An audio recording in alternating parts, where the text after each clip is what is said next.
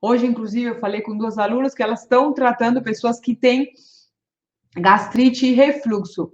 E aí uma delas contou que a paciente dela fazia tratamento já há algum tempo, enfim, gente. Aí eu comecei a pensar o seguinte, olha, a, a medicina ocidental, ela olha, na maioria das vezes, tá? Eu não vou falar de todos os médicos, obviamente, mas na maioria das vezes a medicina ocidental, ela olha somente para a lesão anatômica da doença, certo? Ela olha somente para essa lesão anatômica e ela desconsidera, muitas vezes, os fatores que estão fazendo com que essa lesão ela surja. Mas assim, né, gente, o nosso corpo, eu tenho repetido isso muito, o nosso corpo, ele é muito sistêmico e a gente não pode olhar apenas para uma partezinha ali e desconsiderar tudo o resto. Isso é insanidade, isso é loucura.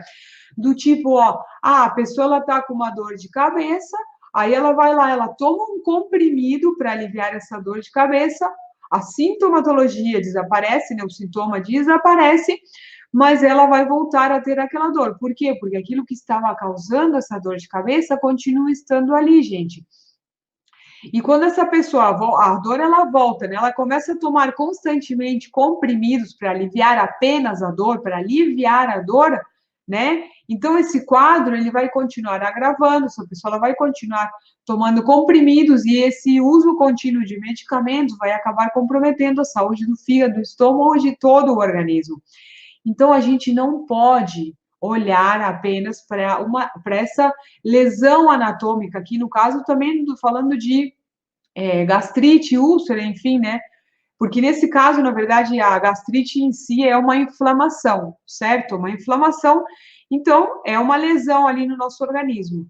Mas o que, que está causando essa lesão? O que, que tem por trás da gastrite ou de qualquer problema gástrico? Bom, é assim, ó.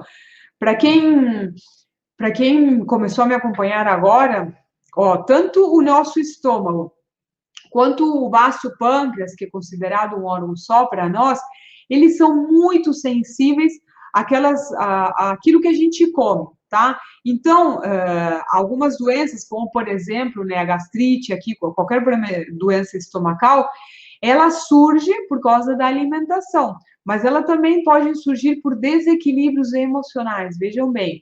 Não é somente por aquilo que nós ingerimos, aquilo que colocamos na boca, aquilo que a gente come, é também por outros fatores também que podem ser emocionais. E assim, eu já vou explicar um pouquinho mais de quais são esses fatores. E já vou falar sobre os alimentos e vou dar algumas orientações. E, obviamente, hoje tem um protocolo, que ele é muito eficiente. Então, vamos lá. Ó, na medicina chinesa, a gastrite, na verdade, assim, ó, na medicina chinesa, a gastrite ela não existe, tá, gente? Por quê? Porque na medicina chinesa nós nos referimos às doenças como síndromes. Então, nesse caso aqui, no caso da gastrite, é o quê? Existe calor no estômago e é justamente esse calor que é o que dá essa dor na pessoa. Ou seja, para a medicina chinesa existe calor no estômago, que é uma síndrome, que é o que nós aqui no Ocidente chamamos de gastrite, certo? E o que que normalmente uma pessoa que sofre com gastrite, o que que ela faz, tá?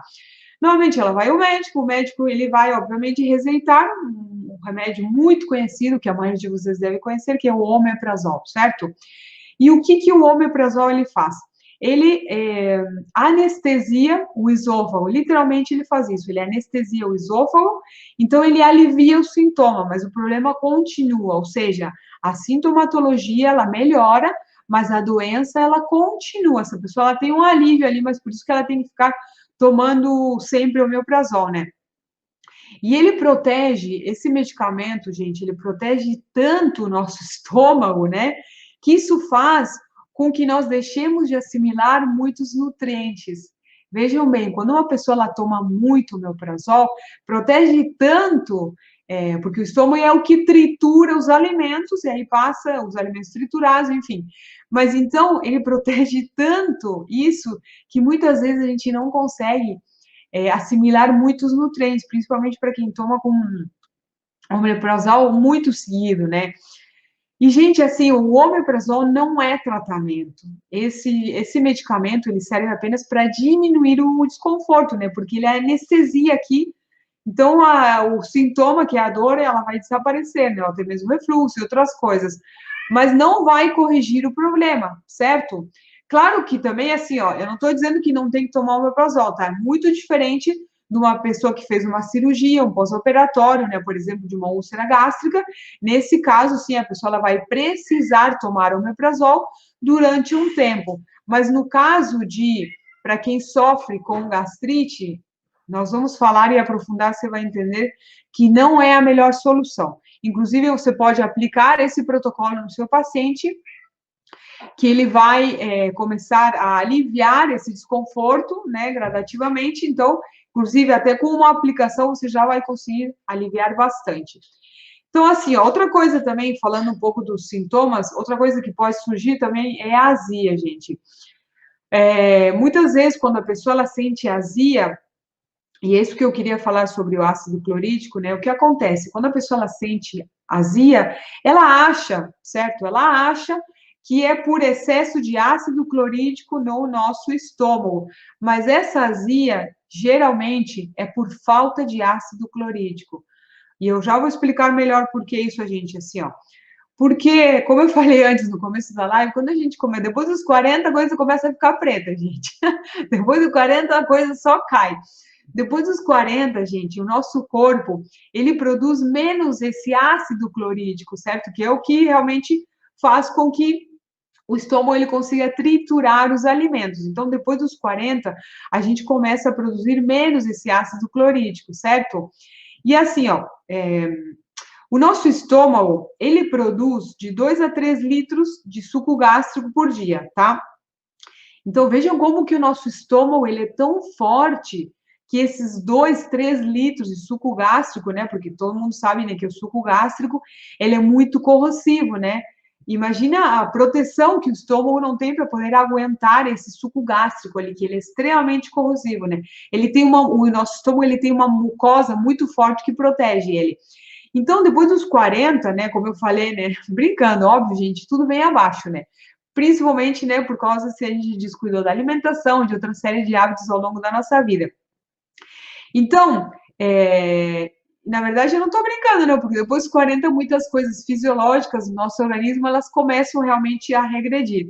Por exemplo, isso, né, depois dos 40, o nosso organismo, ele começa a produzir menos ácido clorídrico, e depois dos 40, que de fato nós começamos a envelhecer fisiologicamente, né, então, depois dos 40, o nosso estômago, ele diminui essa produção. E aí, o que acontece? Eu não sei se vocês começaram a prestar atenção nisso no organismo de vocês, porque quando a gente é jovem, a gente come de tudo.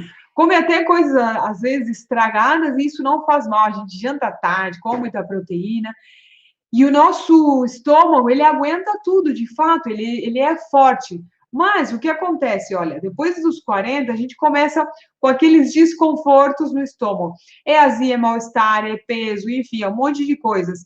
Então, depois dessa idade, gente, tem coisas que a gente comia quando a gente era jovem que não nos faziam mal, né? Mas depois começa a surgir um monte de desconfortos estomacais, e principalmente quando a gente abusa de alguns alimentos, por exemplo, quando a gente abusa das proteínas.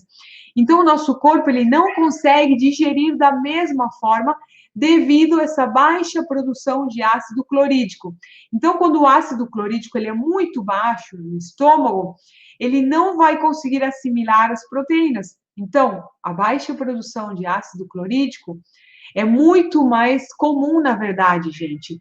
Porque, assim, as pessoas, como eu falei antes, a maioria acha que quando está com essa azia, quando está com esses refluxos, é porque tem muito ácido clorídrico, e isso não é verdade. E assim, ó, e você pode saber qual que é uma diferença de uma a outra, por exemplo, ó, quando você pode exatamente distinguir quando é por deficiência ou por excesso. Por excesso é uma coisa bem rara, tá, gente? Mas, por exemplo, se você sente azia depois de comer, se você sente azia depois das refeições, você tem uma baixa produção de ácido clorídrico. Muito diferente de que, por exemplo, quando você sente azia em jejum, ou até mesmo quando você acorda ali Quando você tem azia, já quando você acorda ou em jejum, isso quer dizer o quê? Que aí sim a sua produção de ácido clorídrico ela é muito alta, somente nesse caso. Prestem bem atenção aqui essa diferença, porque algumas pessoas, inclusive, tomam coisas achando que o ácido clorídrico ele está muito alto e ainda piora depois, certo, gente?